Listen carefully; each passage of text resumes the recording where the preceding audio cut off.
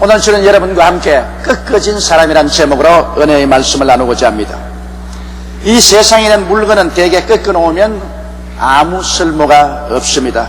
풀이나 꽃이나 나무를 그 줄기에서 꺾어버리면 그건 쓸모없는 것이 되어버리고 맙니다.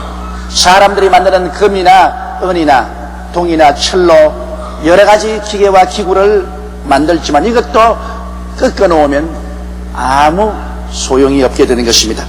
그러나 여러분, 동물이나 인간은 꺾어져야 쓸모가 있지, 꺾이지 않은 야생의 상태에서는 아무 쓸모가 없습니다.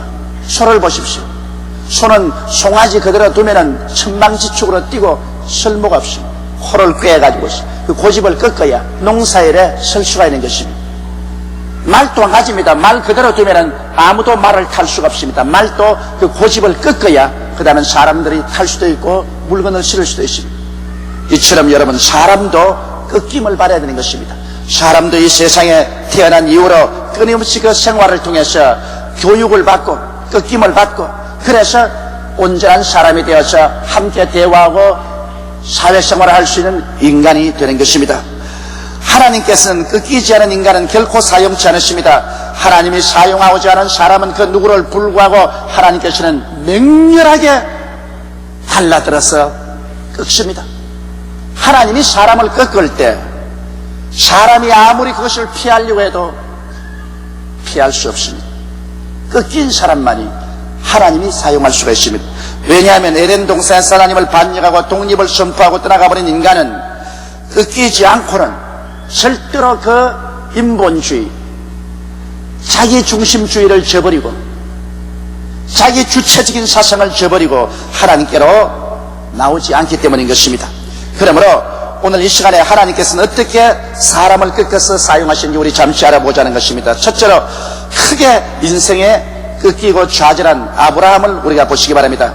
아브라함은 믿음의 조상이기 때문에 우리의 신앙에는 언제나 하나의 모범이 되고 좌표가 되는 것입니다. 그는 75세에 놀라운 하나님의 부르심을 받았습니다. 창세기 12장 1절로 3절에 여호와께서 아브라함에게 이르시되 너는 너희 본토 친척 아비 집을 떠나 내가 네게 지시할 땅으로 가라. 내가 너로 큰 민족을 이루고 네게 복을 주어 내 이름을 창대케 하리니 너는 복의 근원이 될지라. 너를 축복하는 자에게는 내가 복을 내리고 너를 저주한 자에게는 내가 저주하리니 땅의 모든 민족이 너를 인하여 복을 얻을 것이라 하신지라. 이 얼마나 놀라운 하나님의 복입니까?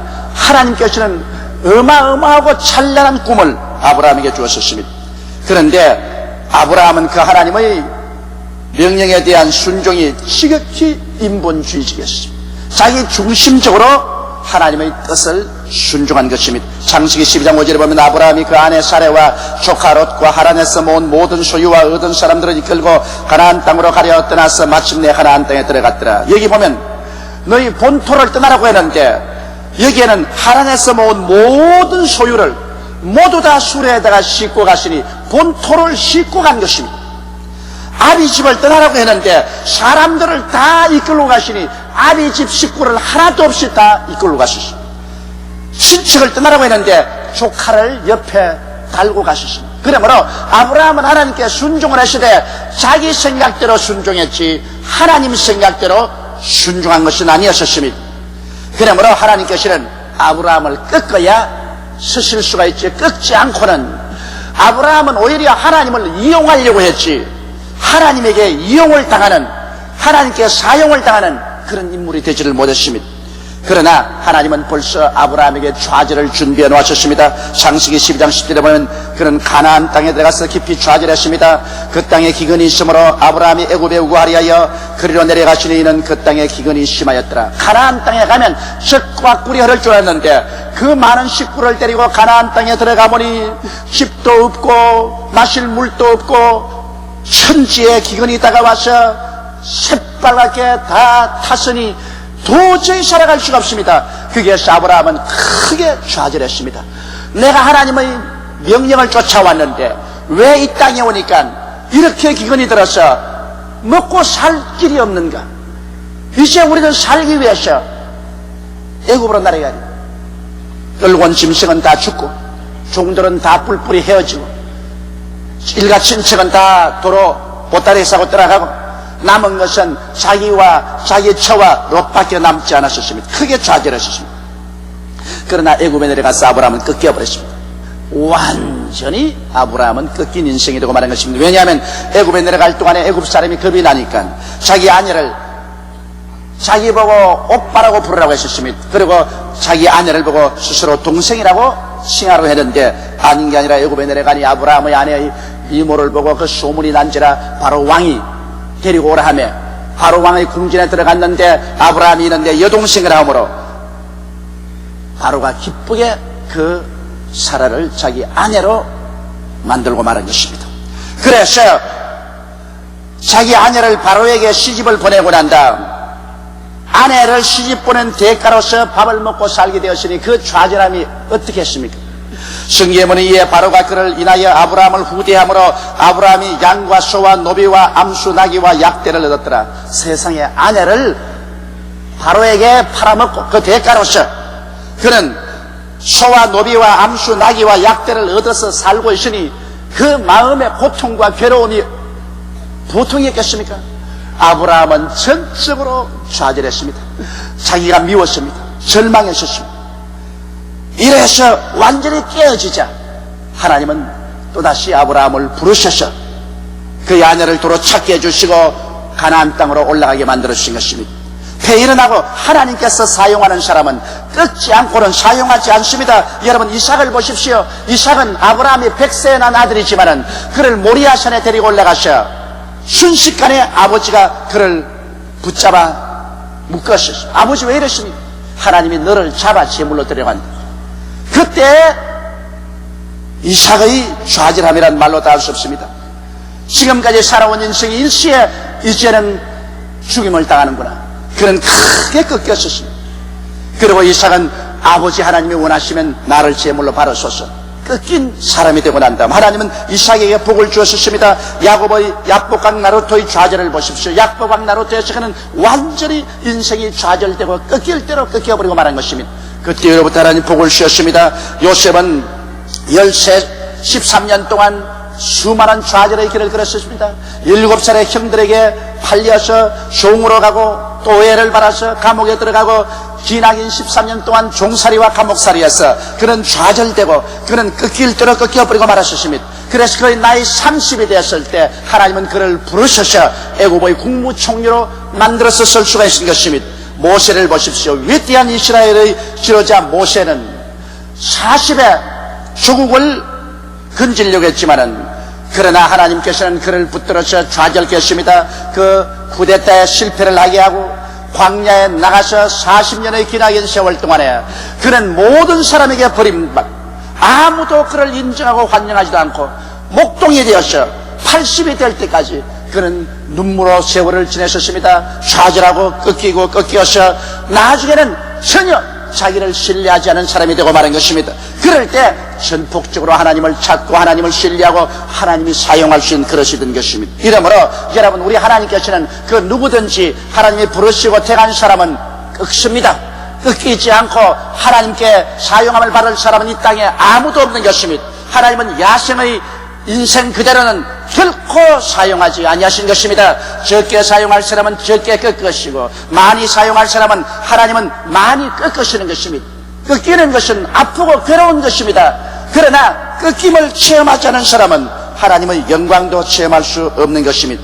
그럼 오늘 두 번째 생각하고 싶은 것은 사람을 꺾어져야 하나님을 찾게 되는 것입니다. 시편 23편 4절에 내가 사망의 엄청한 골짜기로 다닐지라도 해를 두려워하지 아니할 것은 주께서 나와 함께 하심이라. 주의 지팡이와 막대기가 나를 안위하시나이다. 여기에서 사망의 엄침한 골짜기로 내려갈 때 주께서 나와 함께 계신다고 말했습니다. 왜냐하면 사망의 엄청한 골짜기로 내려가기 전에는 자기가 살아있습니다. 내가 살아있지만은 사망의 엄침한 골짜기로 지나가면 자기가 깨어집니다. 자신을 잃어버리는 것입니다. 자기가 형편없이 무능력자로 보입니다. 그리고 사망의 엄침한 골짜기에서 비로소 찾는 것은 하나님을 찾게 되는 것입니다. 그러므로 우리 인생은 사망의 엄침한 골짜기를 내려가야 비로소 하나님을 찾게 되고 그곳에서 하나님을 만나게 되는 것입니다. 이러기 때문에 사망의 엄침한 골짜기가 크고 작게 우리에게 다가오는 것은 우리 자신을 꺾어서 그곳에서 하나님을 만나게 하려고 그렇게 하는 것입니다. 사람은 좋은 환경에서는 이론적인 하나님은 알 뿐 실제로 살아있는 하나님을 만날 수는 없습니다. 여러분, 좋은 환경에서 신학은 공부할 수 있습니다. 종교는 가질 수 있습니다. 할렐루야는 할 수 있습니다. 그러나 가슴을 찡하게 하고 내 영혼을 자꾸 뒤어 흔드는 그 깊은 속에서 하나님을 만나는 그런 만남이란 사망의 엄침한 골짜기에 들어가야 만날 수가 있는 것입니다. 오늘 깊은 신앙을 가진 사람치고 깊은 시련을 통하지 않은 사람은 아무도 없습니다. 깊은 시련을 통한 사람이야 깊은 시련 속에서 깊은 신앙을 얻게 되는 것입니다. 여러분, 사람들은 이 사망의 엄침한 골짜기에 들어가면 자기 교만이 산산조각이 나는 것을 볼 수 있습니다. 에레미야서 2장 13절에 보면 내 백성이 두 가지 악을 행하였으니 곧 생수에 그런 데는 나를 버린 것과 스스로 웅덩이를 판 것인데 그것은 물을 저축치 못할 터진 웅덩이라고 말하셨습니다. 사람은 교만해가지고서 하나님을 저버리고 자기 인간적인 수단과 방법으로 인생을 살아가는 웅덩이를 팠는데 파도 물을 저축할 수 없다는 것입니다. 그것은 터진 웅덩이라는 것입니다. 그러나 사망의 엄침한 골짜기로 떠나가면 그 인간의 교만이 깨어지고 인간은 두 손 들고 천부여 어지없어서 손 들고 옵니다. 회개하게 되는 것입니다. 그리고 사람은 이 사망의 엄침한 골짜기를 지날 때 간교한 지혜와 계략에서 해방됩니다. 인간은 스스로 간교한 지혜와 계략을 가지고 인간의 수단과 방법으로 인생을 살려고 하지만은 사망의 엄침한 골짜기로 날아가면 인간의 모든 수단과 방법이 다 산산조각이라고 마는 것입니다. 인간의 힘으로 어찌할 수가 없습니다. 그렇게 될 때 그는 순수하게 하나님께 의지하게 되는 것입니다. 여러분, 야곱의 간교한 지혜를 보십시오. 야곱은 팥죽 한 그릇으로 형의 장자의 명분을 빼앗았습니다. 그런 일이 있을 수가 있습니까? 그러나 그는 형의 배고픈 틈을 타서 간교한 지혜로 팥죽 한 그릇 주고 장자의 명분을 내놓으라고 하니 형이 장자의 명분을 내놓고 말한 것입니다. 그 다음 아버지가 나이가 많아서 눈이 어두운 것을 기화로 해서 형의 옷을 입고 형의 흉내를 내어서 들어가서 장자에게 주는 모든 축복을 다 받았습니다. 여러분, 하늘나라는 언제나 장자를 통해서 상속이 이루어졌었습니다. 그러므로 아버지가 세상을 뜨기 전에 장자에게 언제나 복을 주고 온 가문을 맡깁니다. 그런데 에서가 받아야 될 것을 야곱이 에서의 옷을 입고 에서의 인치에서 아버지께로부터 모든 복을 다 받았습니다. 얼마나 간교한 사람이고 청약적인 사람인 것입니까? 그러다가 형이 죽이려고 하며 형에게 쫓겨서 외아저씨 집에 가서 20년 동안 머슴살이 할 동안에 외아저씨에게 속임을 당하기도 하고 외아저씨를 속이기도 하고 그런 그 간교와 청약을 버리지 않았었습니다. 그러나 하나님께서 고향 땅으로 들어가라고 하며 그는 돌아오는 중에 야복나루트에서 하나님께서 그를 만나서 간교한 인간의 지혜를 깨뜨렸습니다. 그는 진실로 사망의 엄침한 골짜기에 내려오게 됐습니다. 왜? 야복나루트에 왔는데 뒤에는 외아저씨가 군대를 거느리고 네가 다시 돌아오면 너를 죽여버리겠다고 하지요. 사람을 보내야 형님에게 내가 돌아간다니 형이 400명의 군대를 거느리고 실풍같이 뛰어옵니다. 동생을 박살을 내 죽이려고 하는 것입니다. 20년 동안 마음에 칼을 가른 그 원한을 갚으려고 하는 것입니다. 뒤로 돌아갈 수도 없고 앞으로 나갈 수도 없고 그는 그 자리에서 이제는 형의 칼에 죽게 되었습니다. 그래서 그는 자기의 모든 짐승과 치아들을 다 야복강을 넘어가게 하고 자기 혼자 야복강 이 건너편에 쪼그리고 앉아 있었습니다. 만일 형이 정말 와서 온 짐승들을 다 빼앗고 가족들을 도륙하면 자기는 달아나겠다는 것입니다. 그런데 밤중에 갑자기 천사가 사람의 모습으로 나타나서 야곱하고 씨름을 합니다. 그 씨름은 다른 씨름이 아닙니다. 야곱 보고 강을 건너가라는 것입니다. 너는 죽든지 살든지 처자와 함께 하라. 강을 건너가라. 야곱은 말합니다. 나는 안 건너가겠습니다. 처자는 죽더라도 나는 살아야 되겠습니다. 그러면 나는 안 건너갑니다. 밤새도록 씨름을 했었습니다. 그러나 해가 떠올 때 하나님의 사자가 손을 들어 그 환두뼈를 쳐버리며 쩔눈발이가 되고 마는 것입니다. 줄뚝발이가 되어서는 이제 형이 아무리 그를 살려놓으려 해도 살릴 수가 없습니다. 왜? 그는 도망칠 수 없는 처지에 놓이게 된 것입니다. 막다른 골목에 치였습니다. 그는 사망의 가장 음침한 골짜기에 쳤습니다. 그때 그는 하나님을 찾았습니다. 그 천사를 잡고서 나에게 복을 내려주지 아니하면 내가 당신을 놓지 않겠나이다. 너 이름이 뭐냐? 야곱입니다. 이제는 너 이름을 야곱이 아니라 이스라엘 해라. 하나님과 겨루어서 이긴 자고 하라. 당신의 이름이 무엇입니까? 어찌하여 너가 나의 이름을 묻는가? 거기에서 야곱은 그분이 바로 하나님인 것을 알았었습니다. 우리 주 예수께서 천사의 모습으로 온 것을 알게 되었습니다. 그래서 그 장소를 그는 브니엘이라고 말했습니다. 하나님과 얼굴과 얼굴을 마주대고 보았지만은 그는 죽지 않고 살았다는 말로서 그 장소의 이름을 붙였습니다.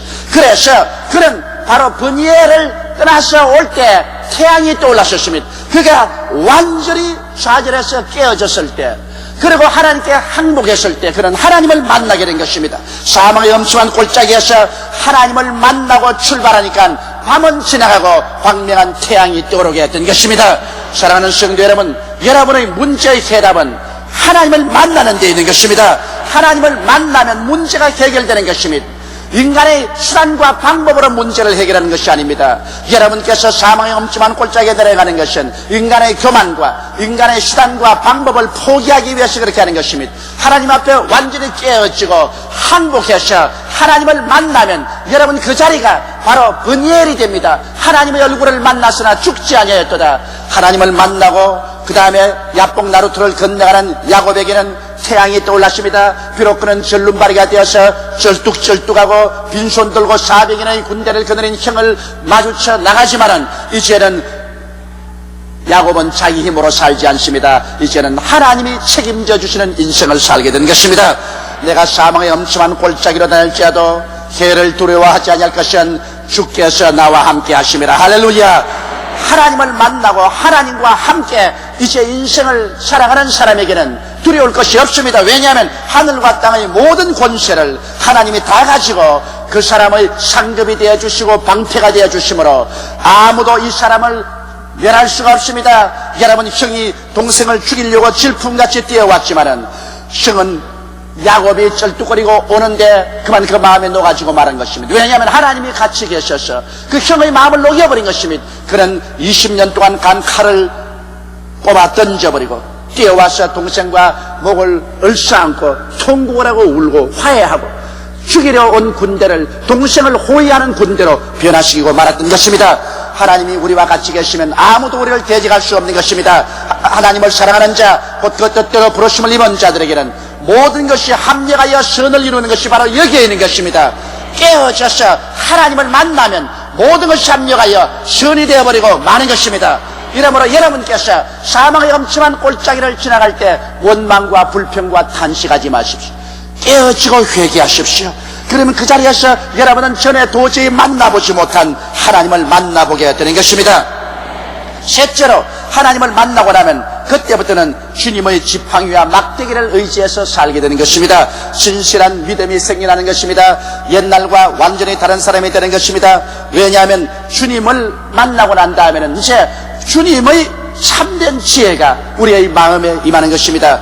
여러분, 주님의 인도하시는 지팡이는 바로 주님이 우리에게 주시는 지혜인 것입니다. 지팡이를 짚고 우리가 길을 인도하는 것이 지혜가 우리를 인도하는 것입니다. 잠언서 3장 5절로 8절에 보면 너는 마음을 다하여 여호와를 의뢰하고 내 명철을 의지하지 말라. 너는 범사의 그를 인정하라. 그리하면 내 길을 지도하시리라. 스스로 지혜롭게 여기지 말지어다. 여호와를 경외하며 악을 떠날지어다. 이것이 내 몸의 양약이 되어 내 골수로 윤택하게 하리라고 하신 것입니다.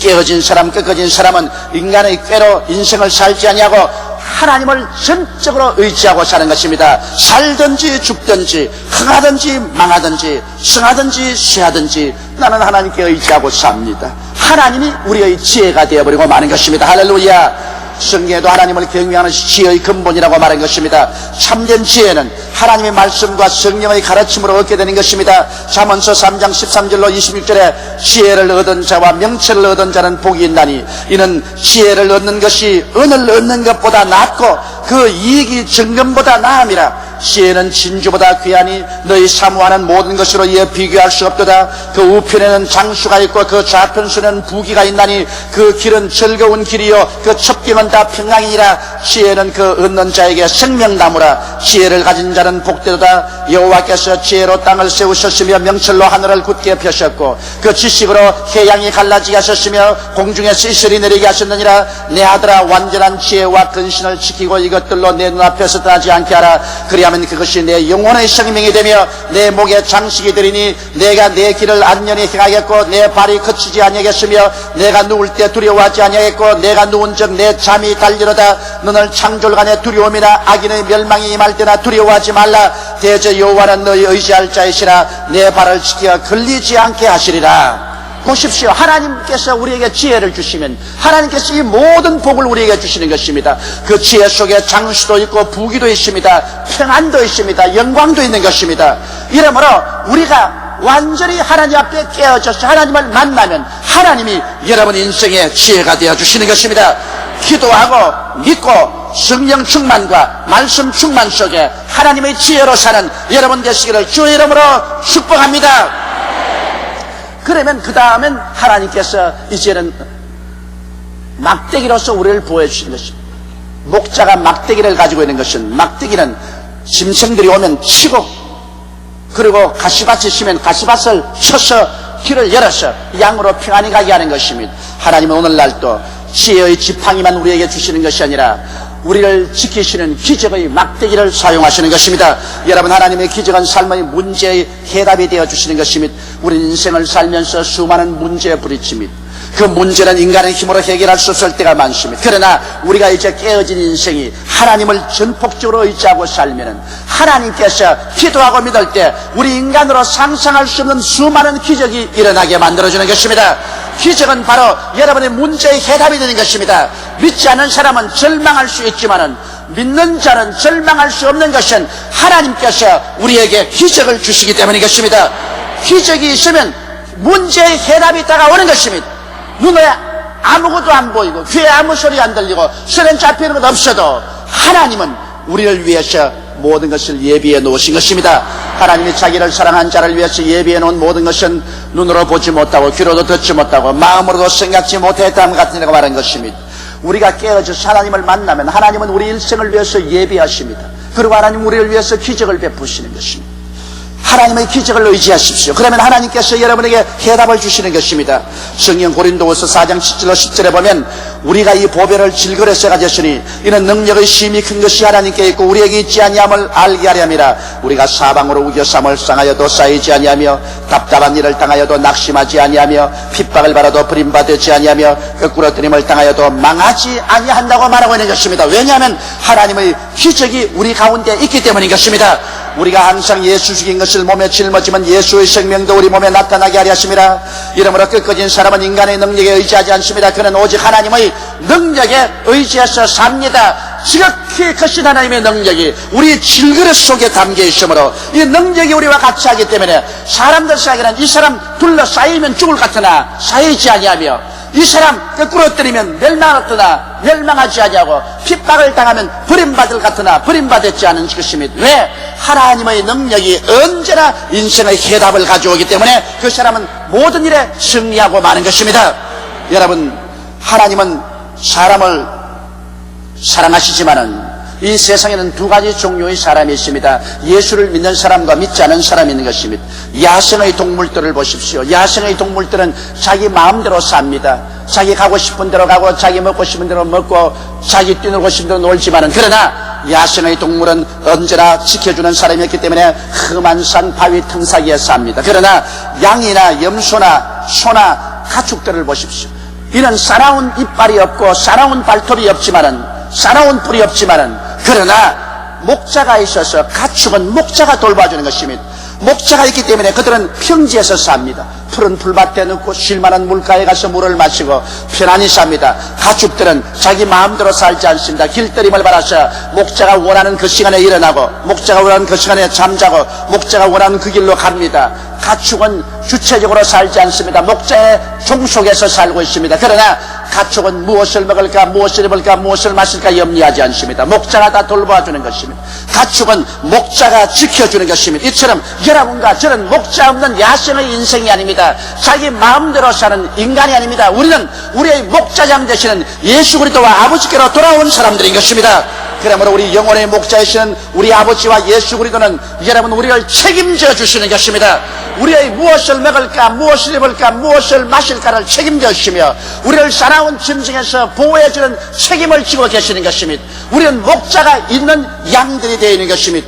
옛날엔 우리 마음대로 살았지만은 우리는 꺾어지고 이제는 교훈을 받아서 온유한 가축 같은 인생들이 되었습니다.